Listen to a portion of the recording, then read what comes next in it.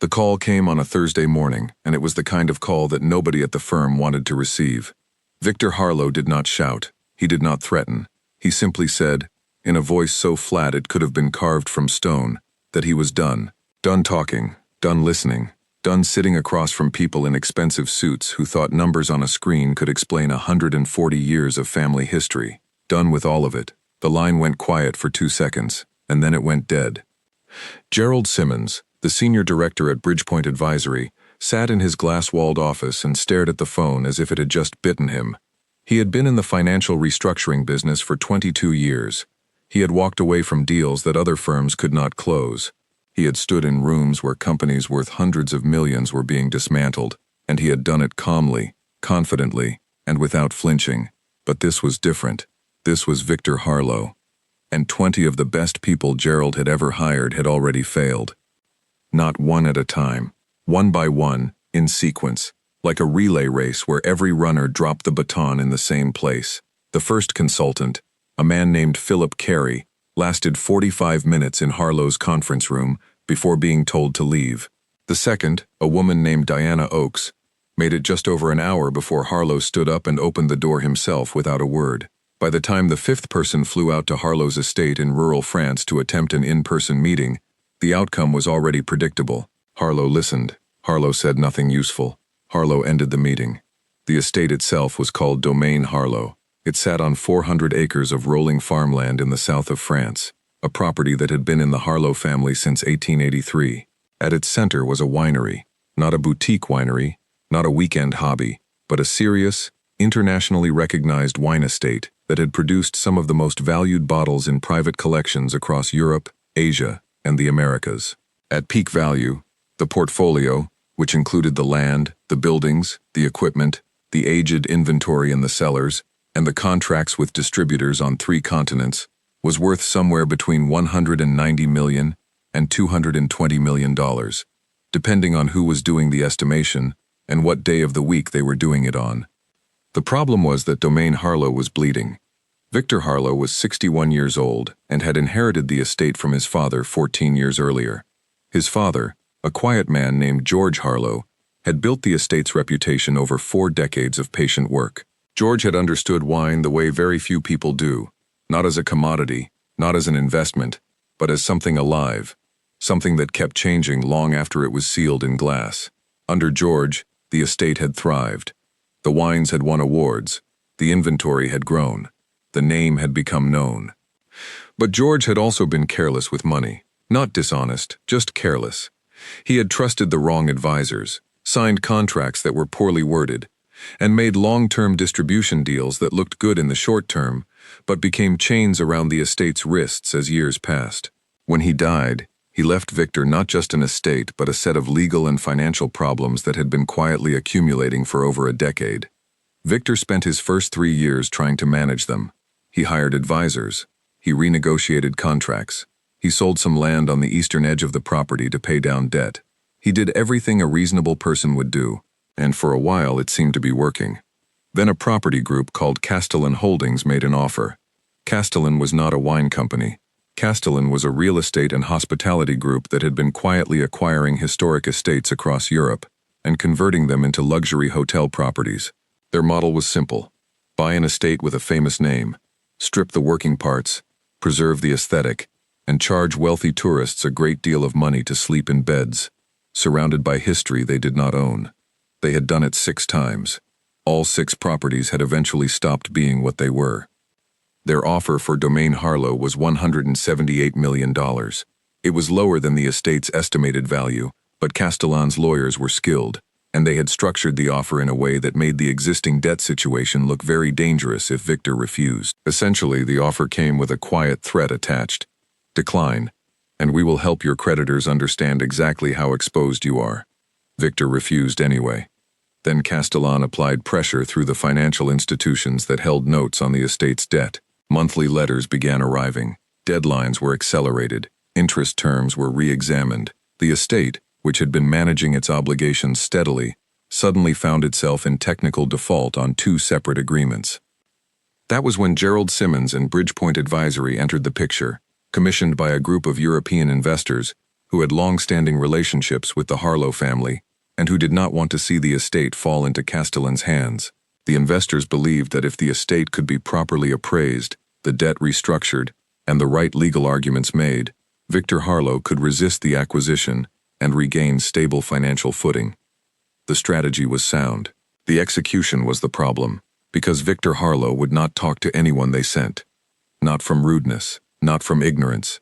Victor Harlow was a man who had spent his entire life watching people treat his family's work as a number on a spreadsheet. He had watched advisors walk through the cellars of Domain Harlow the way tourists walk through a museum, pointing at things they did not understand and assigning values to them based on formulas that had nothing to do with what those bottles actually were.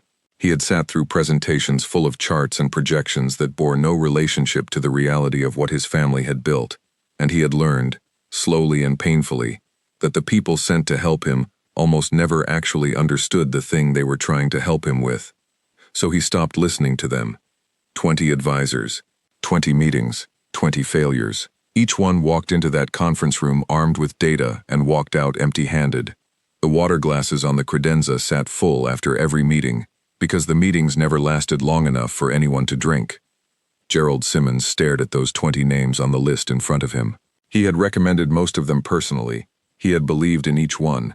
And now there was a deadline 48 hours away, a court date, that would trigger an automatic review of the estate's debt obligations, and if that review went badly, Castellan Holdings would have exactly the opening they needed to force a distressed sale. His assistant, a quiet and precise woman named Pauline Marsh, knocked on his office door. She set a folder on his desk, without being asked. "There is one more name," Pauline said. Gerald looked at the folder. Then he looked at her. "She is not a financial consultant," Pauline added carefully. "She is a wine appraiser, independent. She worked the Burgundy region for 6 years, and now does private valuation work for auction houses and estate disputes. She is 26 years old." Gerald opened the folder. He read the first page. He turned to the second. "She has no formal financial qualifications," he said. "No," Pauline agreed. "She has never worked on a deal of this size." "No." Gerald closed the folder. He sat with it for a long moment. Outside his window, London was going about its ordinary business.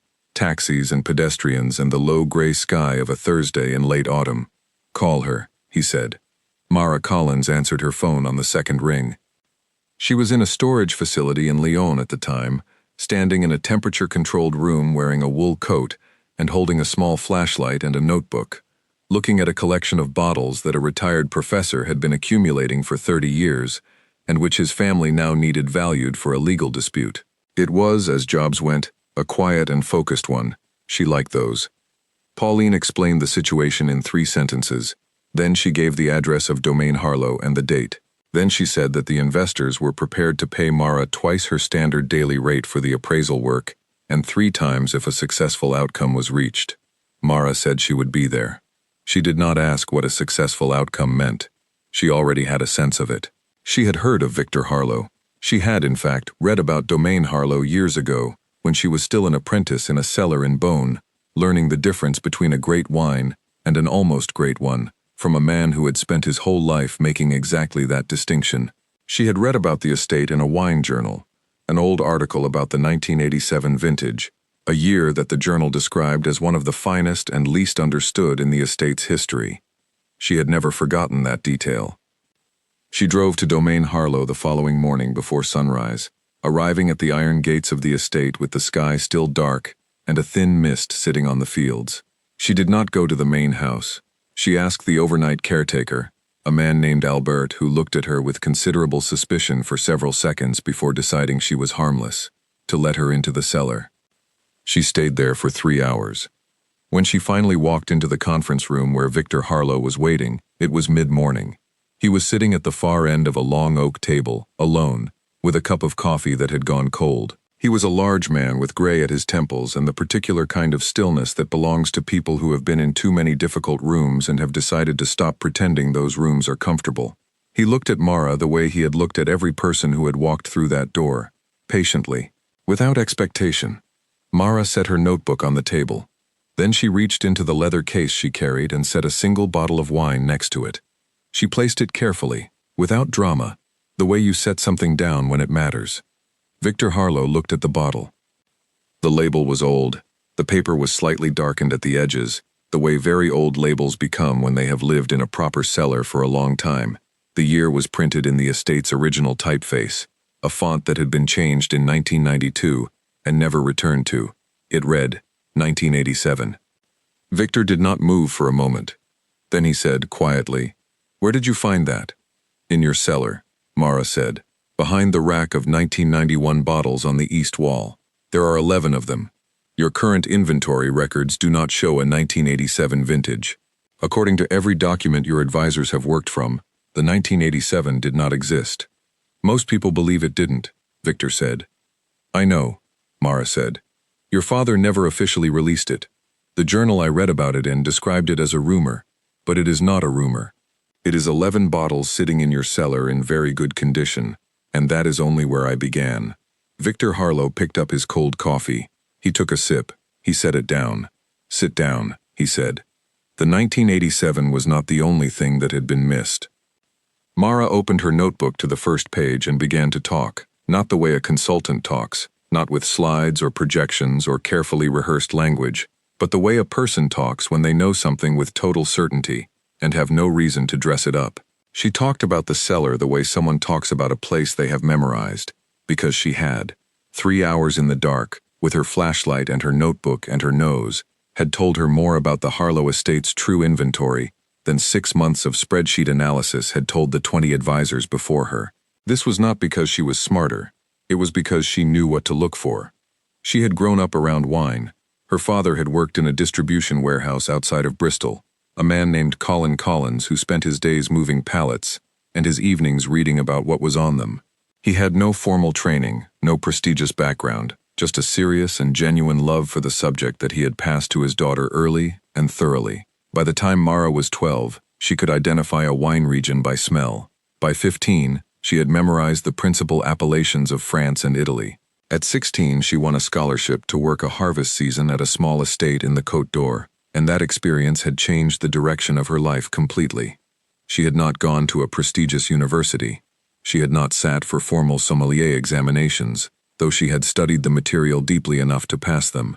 What she had done, for the 10 years since that harvest season, was work. She had worked in cellars, in auction houses, in private collections, in estate disputes, in gray market valuation, in the quiet and unglamorous corners of the wine world where real knowledge lived. She had learned to read a bottle the way others learn to read a document. She understood not just the taste, but the history, the weather, the human decisions behind every vintage. She understood what made a wine worth what it was worth, and more importantly, she understood what made a wine worth more than anyone had thought to look for. Victor Harlow was watching her with an attention he had not given to anyone in this room in a long time. He had not expected this. He had expected another performance, another polished delivery of information he already knew, another attempt to make the numbers dance for him. What he was getting instead was a conversation, a real one. Mara explained what she had found.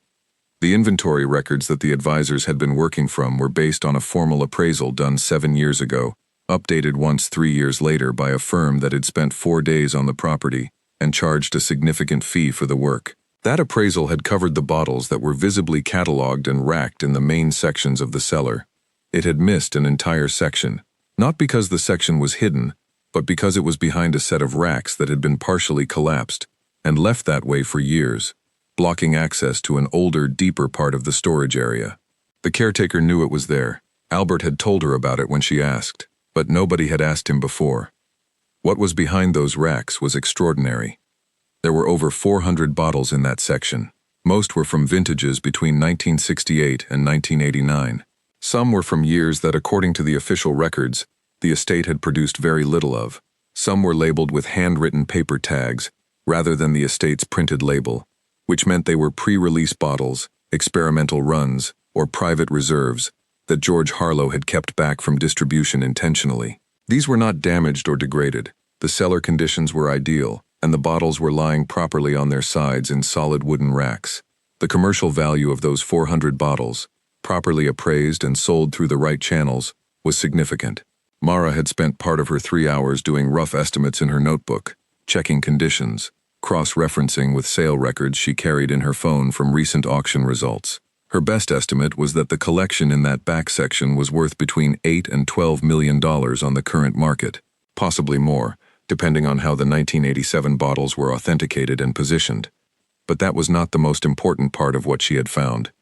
The most important part was a pattern, a quiet, careful, deliberate pattern that became visible when you looked at the inventory records alongside the actual physical stock. Mara spread 3 pages of handwritten notes on the table in front of Victor. She had been writing in a small, precise hand, with arrows connecting items and small symbols she used as her own shorthand. She walked him through it steadily. The official appraisal that had been used to arrive at the $178 million offer from Castellan Holdings had included a standard valuation of the accessible seller inventory. That valuation had assigned market values to individual bottles and collections based on current auction prices. So far straightforward. But the appraisal had made a series of classification decisions that, individually, seemed like normal professional judgment calls. Together, they told a different story. 18 specific lots of wine, all from the estate's strongest vintage years, had been classified as being in degraded condition. Degraded condition, in wine appraisal, means that a bottle is storing poorly, that the wine inside has been compromised by poor conditions, and that its value is therefore reduced, sometimes substantially. A bottle that might be worth $10,000 in excellent condition might be appraised at $1,000 or $2,000 if degraded. Across 18 lots totaling several hundred bottles, the difference was enormous. Mara had checked those 18 lots that morning. She had inspected them, held them up to her light, examined the fill levels, looked at the corks through the glass. She had opened one, a bottle from a 1997 lot that had been classified as severely degraded, and she had tasted it. It was not degraded. It was fine. It was, in fact, better than fine. She did not say this dramatically. She said it the way you state a fact that you know to be true. Victor listened without speaking. Someone deliberately misclassified those lots, she said. Not all of them, and not clumsily. They did it in a way that looked like professional judgment, so it would not be easy to challenge. But when you check the lots in person, the story changes. The storage conditions in that section are identical to the conditions in the rest of the cellar. If those bottles were degraded, everything around them would be degraded too. And it isn't. Victor set his hands flat on the table. The appraisal firm that produced that report, he said slowly. Do you know who commissioned them?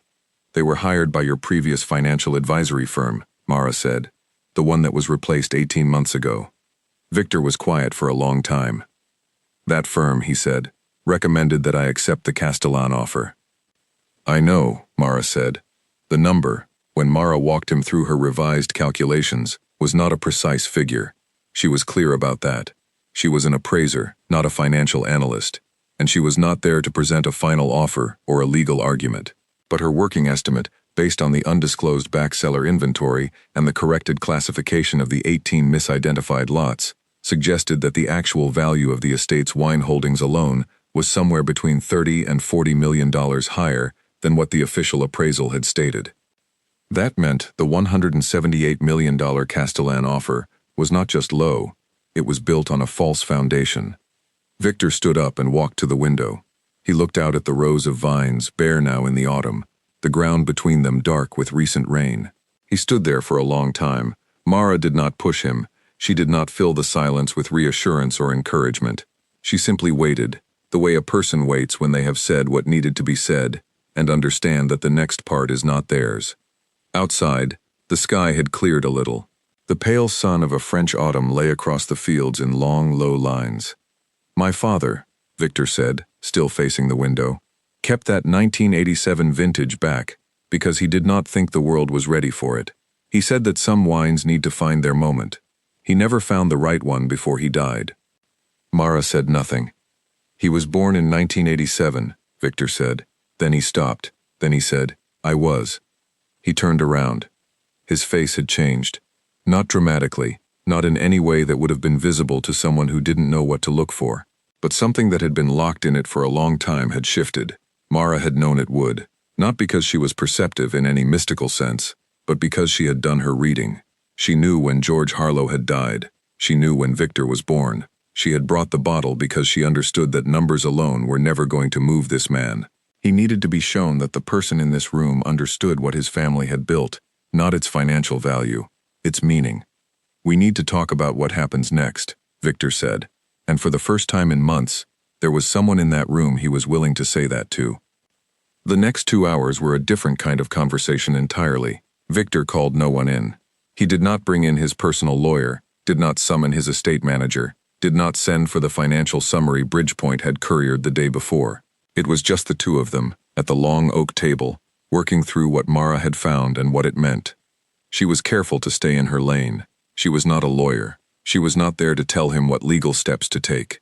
She told him clearly, more than once, that everything she had found needed to be verified by a properly certified independent appraisal firm, one with no connection to Castellan Holdings, no connection to any firm that had worked on the estate before, and with the specific expertise to authenticate the back-cellar inventory correctly. She told him that the 1987 bottles in particular would need laboratory verification of their vintage and origin before they could be formally valued. She told him all of this plainly. But what she also told him, and what he needed to hear more than anything else, was that his instinct had been right. He had refused to accept the Castellan offer because it felt wrong, because it felt as if people were telling him his family's work was worth less than he believed it was. He had been right, not from sentiment, not from pride, but from a deep, intuitive understanding of the estate that no one who had walked through it with a spreadsheet had been able to find their way to. He had been right, and he had been almost entirely alone in knowing it, and Mara was sitting across the table from him, telling him that the evidence was in his own cellar, in his own bottles, behind a rack that nobody had moved in years. By the time the conversation shifted toward practical next steps, the cold coffee on the table had been replaced by a fresh pot and 2 clean cups. Outside, the sun had moved. The room was different from what it had been at the start of the morning, and not in any way you could point to directly. At the far end of the estate, in a small office near the main gate, Victor's personal assistant, a steady and reliable man named Owen Firth, had been watching the clock. Every other meeting in that conference room had ended by now. Most had ended much sooner. He walked up to the house at one point and stood at the window in the corridor outside the conference room, looking in through the glass. Victor Harlow was leaning forward slightly in his chair. He was talking. Owen had not seen him lean forward in a meeting in a very long time. He went back to his office and did not interrupt. Later, Mara would be asked by Gerald Simmons what she had said to change things. She would give him the same answer she gave everyone who asked. She had not changed anything. She had simply gone into the cellar and looked at what was actually there. The morning after Mara's visit, 3 things happened in quick succession. Victor Harlow placed a call to his personal lawyer, a careful and methodical man named Francis Doyle who had handled Harlow family legal matters for 19 years. The call lasted 40 minutes. By the end of it, Francis was already on a train from Paris. Victor then called Owen Firth into the main study and gave him a series of instructions. Owen, who had learned not to express surprise at anything, wrote everything down, confirmed the details twice, and left the room to begin making arrangements. The third thing that happened was that Victor walked back to the cellar himself. He had been in the cellar thousands of times in his life. He had grown up playing between the racks as a child while his father worked. He knew the smell of it, the cold weight of the air, the particular silence of a space full of glass and wood and time. He walked past the main racks, past the catalogued inventory, past the rows his father had organized and labeled in handwriting that was still visible on the wooden markers. He walked to the back of the cellar, to the section where the partially collapsed rack had blocked access for years, and he stood in front of it. Someone had moved the rack slightly, just enough to let a person through. He could see the flashlight marks Mara had left in the thin dust on the floor, footprints going in and coming back out. He pushed the rack further aside and walked in. He stood there for a long time with a flashlight he had picked up from the table by the door, looking at what had been sitting there unseen for years. He counted the 1987 bottles himself. He picked one up, held it to the light, turned it gently. The fill level was good. The cork was intact. The color of the wine, visible through the old dark glass, was still deep and rich. He thought about his father.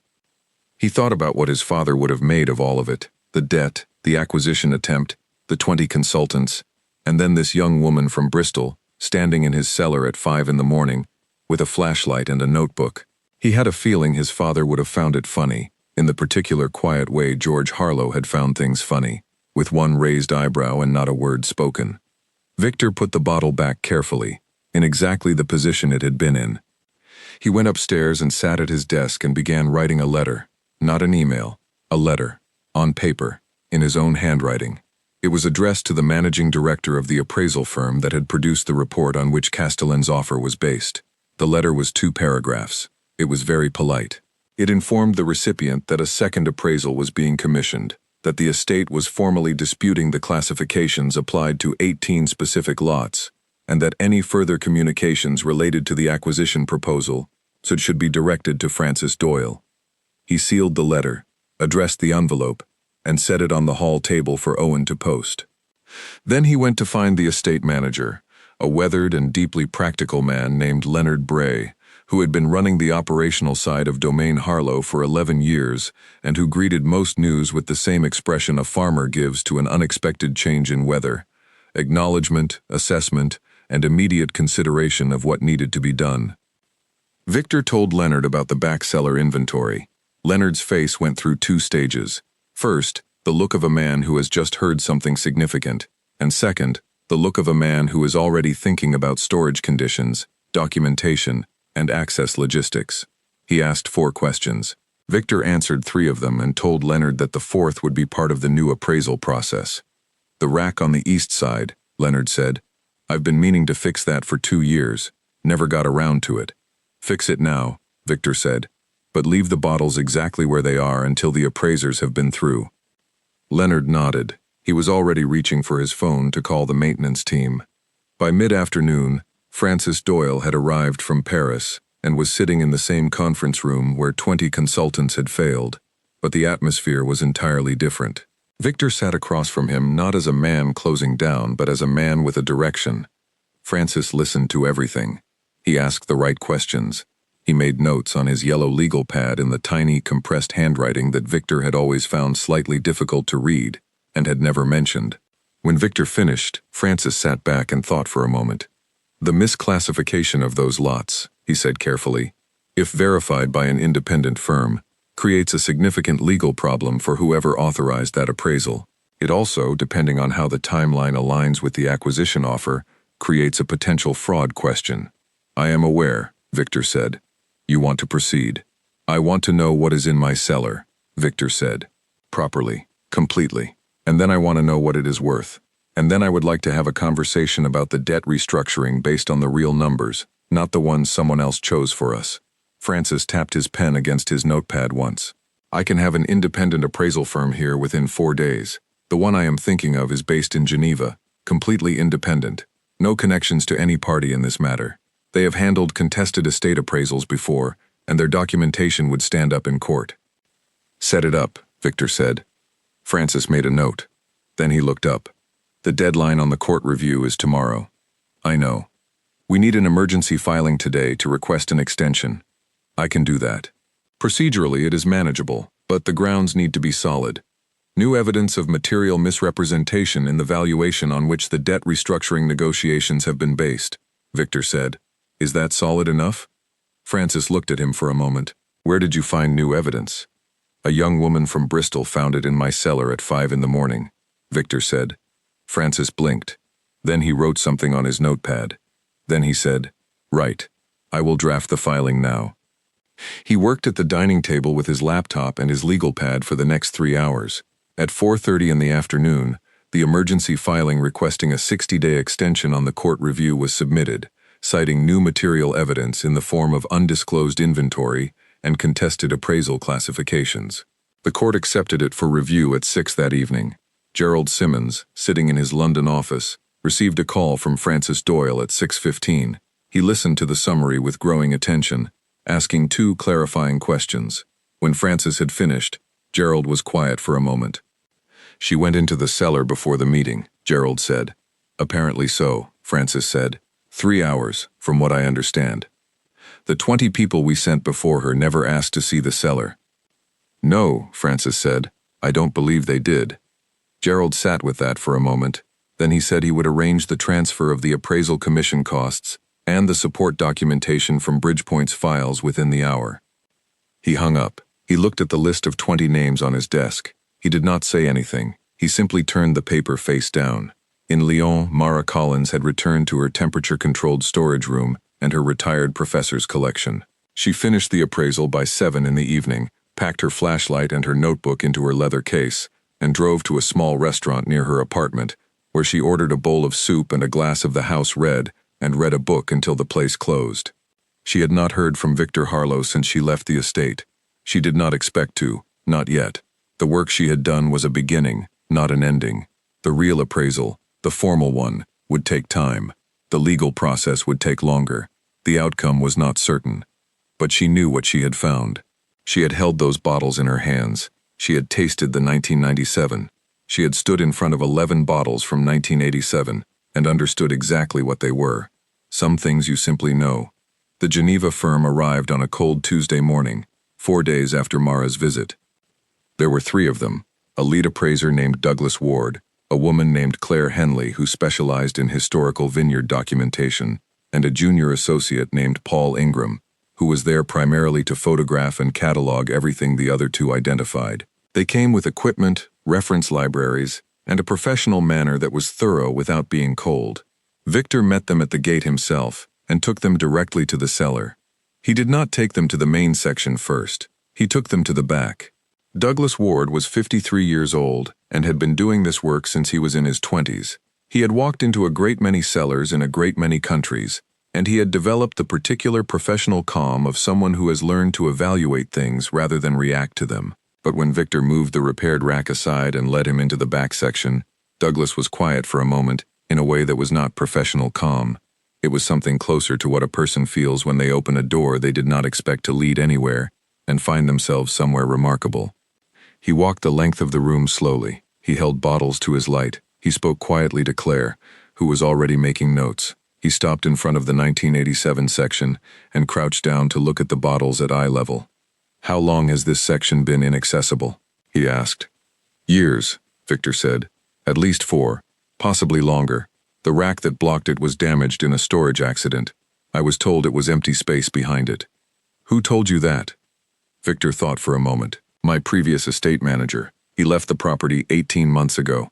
Douglas looked at the 1987 bottles for another long moment. Then he stood up and said, "We're going to need the full day." They needed 2 days. Douglas and his team worked methodically through the entire cellar, not just the back section but everything, cross-referencing every rack against the existing inventory records, noting discrepancies, examining conditions, pulling sample bottles for detailed inspection. Claire spent most of her time in the estate's own archive room, going through the original production records that George Harlow had kept in leather-bound ledgers with the thoroughness of a man who believed that precision was a form of respect for the work. What those ledgers confirmed was significant. The 1987 vintage had been produced. George Harlow had made a deliberate decision not to release it commercially, keeping the entire run of 11 bottles as a private reserve. His notes on the decision were brief and characteristically understated. Not yet. The ledger entry was dated April of 1988. Nobody had updated the record since. The 18 lots that had been classified as degraded in the Castellan appraisal were, in the Geneva team's assessment, in normal to excellent condition. Claire produced a comparative analysis showing that the storage conditions in the section where those lots were held were measurably better than conditions in other parts of the cellar that had been rated as excellent in the same appraisal. The ratings made no sense from a technical standpoint. They were not the result of error. They were the result of a decision. Douglas presented his preliminary findings to Victor on the evening of the second day, in the study, with Francis Doyle present. The corrected total valuation of the cellar inventory was higher than even Mara's estimate. The back cellar collection, properly documented and prepared for auction, was valued by Douglas's team at between $11 and $14 million. The correction of the 18 misclassified lots added a further $22 to $27 million to the estate's wine asset value. Combined with the undisclosed inventory, the total difference between the original appraisal figure and the corrected figure was somewhere in the range of $33 to $41 million. Victor sat with the figures for a long time. "The Castellan offer," he said. "Based on these numbers," Francis said, "their offer was not just below market value. It was structured around a figure that materially misrepresented the estate's actual assets. Whether that misrepresentation was the result of the appraisal firm acting on instruction or acting negligently is a question for investigation. Either way, the offer no longer has the foundation it was presented as having. And the debt? Francis had been working on this part carefully. The original debt obligations had been used by Castellan's lawyers to create pressure. The argument had been that the estate's asset value was insufficient to support refinancing, making the acquisition the only viable exit. With the corrected valuation, that argument collapsed. The estate's wine assets alone, at the revised figures, were sufficient collateral to support a refinancing arrangement with any serious lender. "You are not in a forced sale position," Francis said. "You were never in a forced sale position. The numbers that suggested you were have been shown to be incorrect." Victor looked at the fireplace. The fire had burned low. Outside, the autumn dark had settled over the fields of Domaine Harlow. "Then we refinance," he said, "and we close the door on Castellan. I will draft the formal dispute filing tomorrow," Francis said. "We will be notifying Castellan's legal team that the offer is formally rejected, and that we are initiating an inquiry into the appraisal process that produced their supporting valuation." "Good." Douglas Ward cleared his throat gently. "There is one more thing, the 1987 bottles. I have consulted with 2 colleagues, and I would like to arrange a formal laboratory authentication of the vintage. If they are what they appear to be, and I have no reason to believe they are not, they represent something genuinely unusual. A private reserve from that producer, from that year, in undisclosed condition. There are collectors who would consider these significant." Victor nodded slowly. "I will think about what to do with them," he said. "They are not going anywhere." Douglas nodded. He understood. Some things you keep, some things are not for sale, regardless of what they are worth, and a man who knows what his seller means knows the difference without needing it explained. The meeting ended. Francis gathered his papers. Douglas and his team returned to their rooms in the guest house. Victor remained in the study alone. He picked up the phone and dialed a number. It rang 4 times before someone answered. "Miss Collins," he said. "I wanted to call to tell you the appraisers have finished." Mara was in her apartment. She was making tea. She set the kettle down. "And?" "You were right," he said, "about all of it." There was a pause. Then Mara said, "I'm glad." "I wanted to ask you something," Victor said. "When you were in the cellar that morning, before we met, the 1987 bottles, did you know what they were before you found them? Or did you find them and then know?" Mara thought about this for a moment. It was a more interesting question than most people asked her. "I knew there was something in there," she said. "I didn't know what. I went looking because the cellar told me I should." "The cellar told you," Victor said. "The conditions were too good for an empty section," Mara said. "No one keeps a temperature-controlled space that well-maintained if there's nothing in it. Someone had been taking care of that area. The racks around it were dusty. The section itself was not. That's what sent me in." Another pause. "My father maintained it," Victor said. "He never told anyone what was back there. He kept maintaining it right up until he died, even when he was not well enough to come down himself. He sent the caretaker down once a week to check the temperature." Mara stood in her kitchen with her tea going cold. "It was waiting," Victor said. "It was not a question." "Yes," Mara said. "I think it was." The next weeks moved quickly, and with purpose. The formal dispute of the Castellan offer was filed and acknowledged. Castellan's legal team responded, as expected, with a counterposition arguing that the original appraisal was conducted professionally and that any discrepancies were the result of normal judgment variation in a complex valuation. This was the kind of response that legal teams produce when they are buying time and hoping the other side will run out of money or energy. Victor did not run out of either. Francis Doyle was a patient and thorough man who found satisfaction in the precise dismantling of weak positions. He requested the original working papers from the appraisal firm.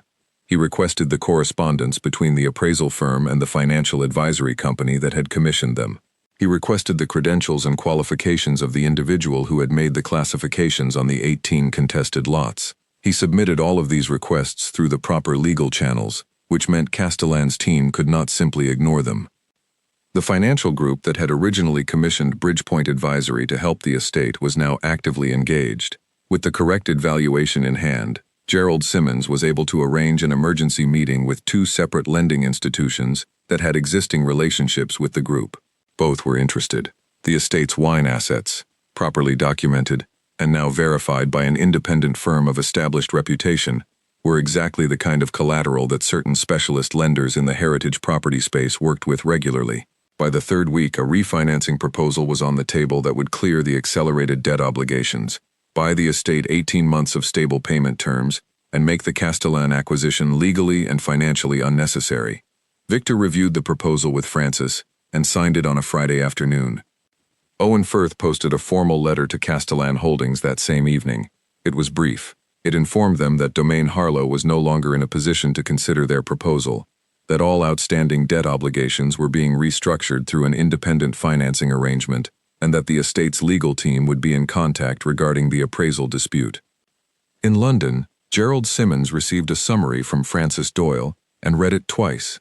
Then he sat for a moment thinking about the fact that 20 experienced, qualified, well-paid professionals had failed to do what a 26-year-old from Bristol had done by waking up before sunrise and going into a cellar. He typed a message to Pauline. It said, "Please send Miss Collins the full fee at the 3 times rate, plus a bonus equivalent to the daily rate multiplied by every day of the engagement, and a note, from me personally. Make it a proper note, not a template." Pauline replied immediately. Already done. The note Pauline wrote on Gerald's behalf was, by all accounts, gracious and specific and entirely appropriate. Gerald signed it. Pauline sent it. Mara received it on a Wednesday, read it, folded it, and put it in the pocket of her wool coat.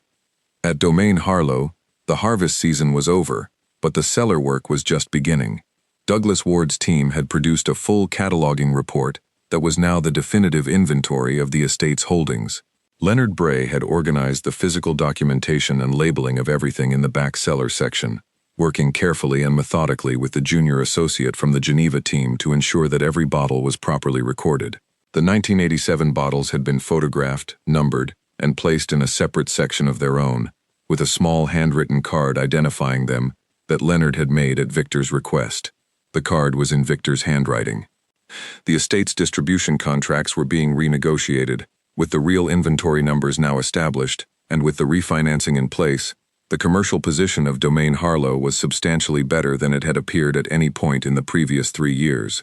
A wine broker named Adrian Cross, who had worked with heritage estates across Europe for over 2 decades, was brought in to assess the auction potential of selected lots from the back cellar collection. His initial response, delivered in a phone call to Victor that lasted 20 minutes, was enthusiastic in the measured way of a professional who has learned to underpromise. He said the lots were exceptional. He said the right auction, positioned correctly, would attract serious buyers. He said they should talk more. Victor told him to come and see the cellar first. Adrian Cross came. He spent a day in the cellar. He then sat down with Victor and gave a much less measured assessment than he had offered on the phone. He used the word remarkable twice, and then appeared to think better of using it a third time, and replaced it with significant. Victor noted the distinction and found it telling. The first auction was set for early spring. 8 lots from the back cellar collection, not the 1987 bottles, but bottles from years that had been neither publicly released nor previously known to exist, would go through an established house in London. The pre-sale estimates, based on Adrian's assessment and the Geneva team's documentation, placed the combined value at somewhere between $4 and $6 million. In the end, the auction achieved just over $7 million. Victor Harlow sat in his study on the evening of the auction and read the results on his laptop. Owen had sent the summary by email with a subject line that said simply, "Outcome." Victor read the numbers. He closed the laptop. He sat for a while in the quiet of the house. He thought about his father, who had kept that back cellar maintained through years of illness and difficulty, and the long, slow accumulation of debt, checking the temperature every week through a caretaker who had done it without being told why. George Harlow had not explained it. He had not left a note. He had simply kept doing it because he believed that what was in that space deserved to be cared for, and that the right moment would come eventually. Victor stood up, went to the kitchen, and made himself a cup of tea. He stood at the kitchen window looking out at the dark fields. In some ways, the story of Domain Harlow in that particular year was a story about money, about an acquisition that failed, and a debt that was resolved, and a portfolio that turned out to be worth more than anyone had said. The financial press wrote about it in those terms when parts of it became public. A brief item in a trade publication described the failed acquisition attempt and the independent appraisal without naming the individuals involved. A financial blog that covered heritage property disputes ran a longer piece that got several of the details wrong. None of those accounts mentioned the real beginning of it. None of them mentioned a woman walking through a cellar in the dark at 5 in the morning, reading the air and the glass, and the conditions the way her father had taught her to read everything, noticing that a section too well-maintained to be empty had been blocked off for years. None of them mentioned a bottle of 1987 placed quietly on a table. None of them mentioned the look on a man's face when he saw a year that meant more to him than any number ever could. Victor had told Adrian Cross about it, briefly, when Adrian asked how the back collection had come to be discovered. Adrian had listened carefully and then said, "She sounds like someone who understands wine." "She understands more than wine," Victor had said. Mara Collins raised her daily rate by exactly the cost of one bottle of 1987 Domaine Harlow, which she had priced using the pre-sale estimates from the auction. It was a modest increase. Her regular clients did not notice it. Her new clients, when they asked about her background, received a thorough and straightforward account of her experience and training. She did not mention Victor Harlow or the estate unless someone asked directly. When people asked directly, she said she had done an appraisal. She said she had found some bottles that had been missed. She said the estate had done well. She did not elaborate. She was not a person who elaborated when the facts were sufficient. The one thing she kept, and did not discuss with anyone, was the note from Gerald Simmons. She had read it several times in the weeks after receiving it. It said that she had done something that 24 experienced professionals had been unable to do, and that she had done it by going into a cellar before sunrise with a flashlight and a notebook, and trusting what she knew. At the bottom, in Gerald's handwriting, it said, "I don't know what the right word is for what you have. Expertise doesn't cover it. Knowledge is too small. Whatever it is, please keep using it." Mara had folded it along its original crease, put it back in the pocket of her wool coat, and gone back to work. The coat still needed dry cleaning. She kept meaning to take it in. Some things you keep meaning to do, and then you simply keep carrying them with you, and after a while it does not seem to matter whether you ever get around to them or not. What matters is the work. The next cellar, the next flashlight, the next bottle held up to the light in a cold room while the rest of the world is still asleep. What matters is knowing how to look,